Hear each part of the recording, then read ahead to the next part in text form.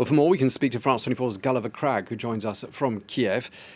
Gulliver, just talk us through the key points there from Blinken's visit.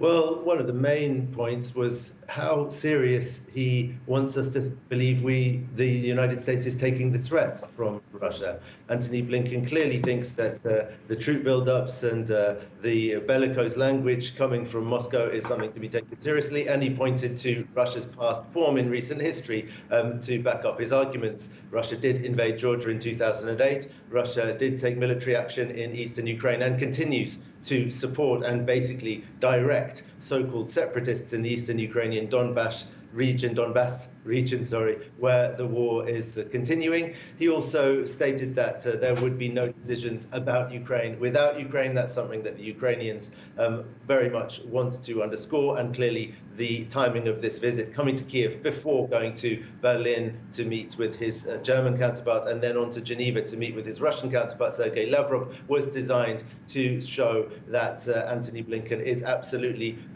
working hand in hand with the Ukrainians and taking their point of view into account. From what the Ukrainian Foreign Minister Dmytro Kuleba said about the meeting, though, it was clear that Antony Blinken wasn't able to give the Ukrainians any kind of specifics about what action the United States would exactly take, or at least nothing that could be announced publicly, because the negotiations in particular with the United States and Ukraine's European partners were still going on. We do have a situation where the European Union gets 40% of its gas imports from Russia, and so imposing sanctions on a country that you're so dependent on for energy supplies is clearly something that is not without its difficulties.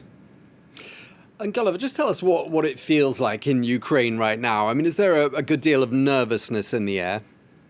I would say there is not really very much nervousness in the air, and it's perhaps in part at least because of the Ukrainian government's strategy and the tone that has been adopted both by the President Volodymyr Zelensky and the Foreign Minister Dmytro Kuleba, which is very much a tone of don't panic, we will stand firm. You hear those things from political leaders, and you hear those things also from soldiers on the front line in Donbass, where I was in December. They say, we will hold the line, we're ready for anything. And then a lot of people in this atmosphere also say that they just find it very hard to believe that Putin would do something so crazy as to launch a full-scale invasion. But as this drags on and doesn't show signs of abating, and no diplomatic breakthrough seems to be on the horizon, that sort of self-assuredness is beginning to fade away, I think, and I think some Ukrainians are beginning to get a bit more nervous. And one thing that we've noticed in recent days is that the currency has slid it's gone down to 32 hryvnia to the euro from 29 just a little over a week ago.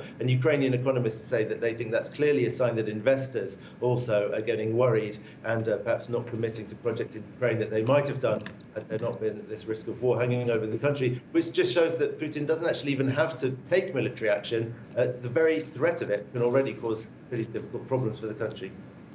OK, thank you very much indeed for bringing us up to speed. France 24's Gulliver Cragg in Kyiv. Thank you.